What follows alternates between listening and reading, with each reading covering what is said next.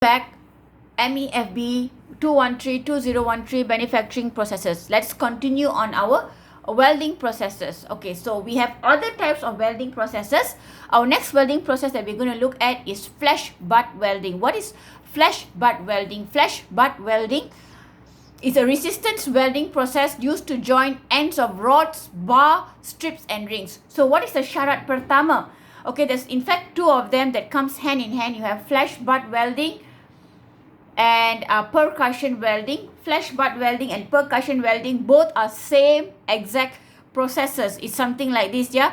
Flash butt welding and percussion welding are same exact processes. There is two syarat, two rules for you to use these processes. Number one, the material that you are going to weld have to be symmetrical, be it you're joining two rods, two bars, two rings. Both the bars, the rods or the rings have to be symmetrical, number one. Number two, it has to be made of the same exact material with same face features.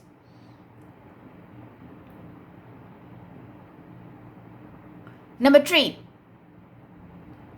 dimensionally it has to be exactly the same. Okay, flash butt welding and percussion welding have to be dimensionally the same.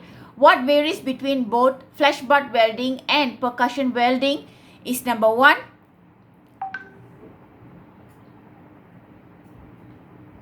the source of weld. Okay, so flash butt welding uses electric current as a source of weld, whereas percussion welding uses electromagnetic field as a source of weld. That's the only difference. Besides that, the outcome is exactly the same. So let us look at the diagram, yeah. So you actually have two different rods here, yeah. That's rod number one, rod number two. There's two different rods together. Both rods are kept away from each other. There is current flowing through. You clamp both the rods away from each other. So what exactly you're going to do is, when you have clamped it and kept it away, at some point you're going to let go of the spring, and both the rods will go and join and bond together. Okay, that's what you see in the diagram. Both will go and join and bond together. And before that, you're supplying current. So what does this current do? Current is going to soften the material and it will transform it into a semi-solid state, especially the face of the weld. So when it joins and hits together, the face of the weld will stick together because it's soft in its semi-solid state. But there is a flaw. What is the flaw or kekurangan? At the point of bond, it will open up or it will splatter. So you will see it's not a straight weld. There's some kind of a bulge. You see a bulge? There is a bulge at the point of bond. How do you remove that bulge? You need to do some grinding process to smoothen and level up that bulge.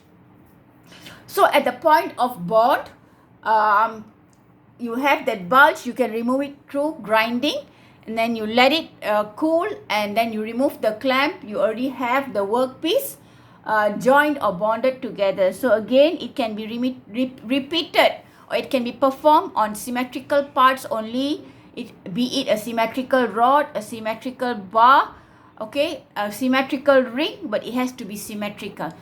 The same exact process is repeated for percussion welding, but the problem with it's not a problem actually. Percussion welding uses the same exact technique, except the base or the source of power is using electromagnetic field. So percussion welding will either produce electrical energy through electrostatic or electromagnetic field, but the outcome is exactly the same as flash butt welding.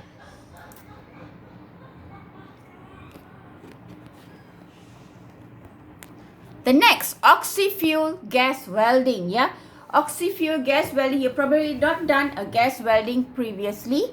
So here we're going to talk about oxy-fuel gas welding, oxy-acetylene welding. So in this welding technique, you're going to use two gases, oxygen gas, acetylene gas. oxygen gas is as a fuel for acetylene gas. So, a flame which reaches temperature of 3500 degrees Celsius is produced from the combustion of oxygen and acetylene. This flame is used to heat and melt parts to be jointed. The welding can be performed with or without the use of a filler metal. Okay, how do you produce oxygen? Oxygen is produced by liquefying air, or you use electrolysis technique to separate hydrogen and oxygen. How do you produce acetylene? Acetylene is produced by dropping pieces of calcium carbide in water. Okay. So if you look at the oxyacetylene, and you have something else called oxyhydrogen, yeah. Okay, so you have oxyacetylene and something else called oxyhydrogen. Both are gas welding processes. Both are gas welding processes. What's the difference between oxyacetylene and oxyhydrogen gas welding, yeah? So if you look at it, oxyacetylene, let's look at oxyacetylene first. Oxyacetylene, oxygen and acetylene. Oxygen is used as for combustion. So oxygen is a colorless gas. Acetylene is a colorful gas. When I say colorful is when oxygen is in the same proportion of acetylene. So how do you do it? You open up the acetylene gas, you open up the oxygen gas for combustion, and when the proportion, you produce a flame, right? So you open up acetylene gas, you open up oxygen gas, and you produce a combustion. Combustion will produce a flame. Your flame is bluish. When you produce a bluish flame, we call it or we assume that the proportion of oxygen to acetylene is 1:1. When you open up the acetylene gas and then you release oxygen gas, if the acetylene is in excess as compared to oxygen, you will end up seeing a orangish reddish flame. Thirdly, when you open up the acetylene gas and oxygen gas, and when acetylene is lesser in proportion compared to oxygen, you will obtain a whitish flame. That is when oxygen is in excess as compared to acetylene. All these three flames has its contribution, yeah. You could use oxygen in excess, oxygen and acetylene in the proportion 1:1, or even acetylene as excess, depending on the type of metal that you are going to weld. Okay, so when acetylene is in excess, we call it a carburizing flame. Carburizing flame is best suited when we are welding bronze, okay, bronze kind of material. Oxygen and acetylene in proportional is best meant for ferrous material, copper, okay, the aluminum, cuprum, the common materials. And when oxygen is in excess, we call it an oxidizing flame. We could use it during the welding of steel, so on and so forth. So each and every flame here, the carburizing flame, oxidizing flame, and the neutral flame has its own responses. We also have something called oxyhydrogen. What is oxyhydrogen? Oxyhydrogen is oxygen plus hydrogen. So oxygen is used as combustion, hydrogen is your main gas. So you release hydrogen, you release oxygen.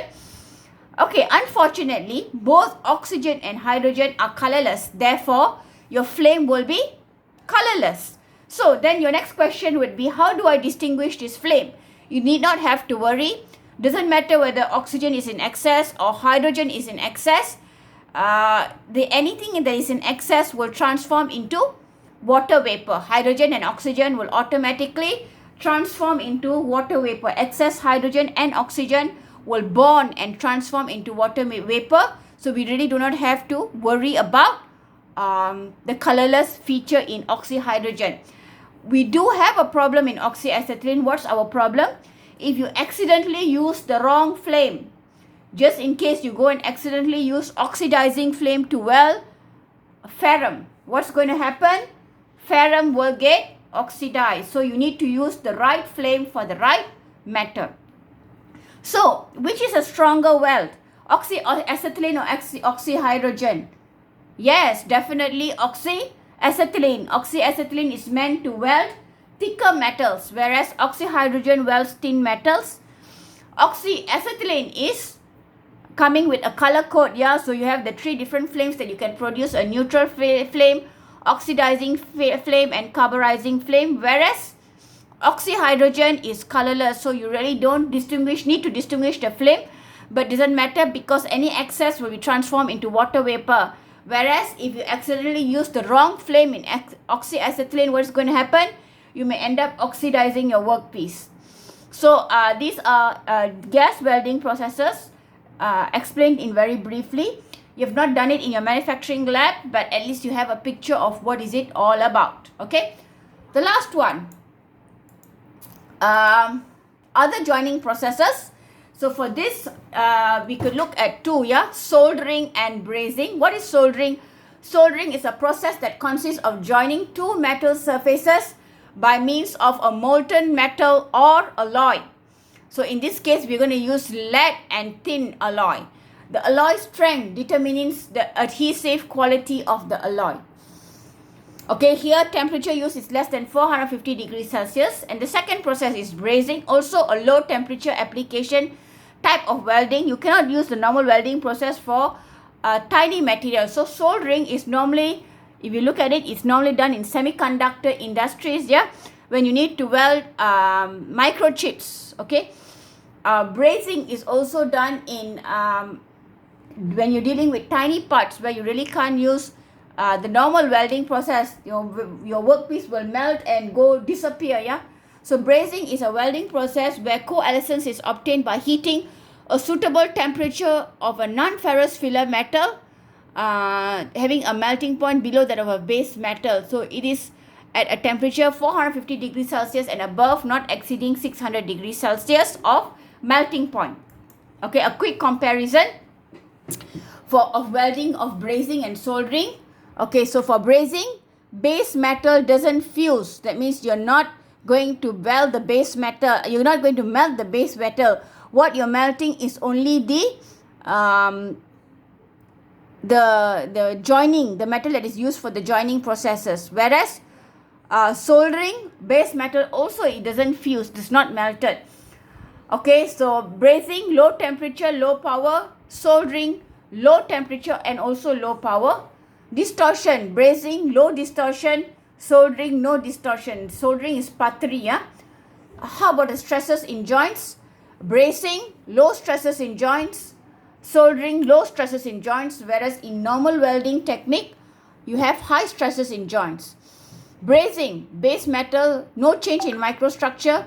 Soldering, base metal, there's no changes in the microstructure. Whereas in welding, your microstructure will change because of the high temperature.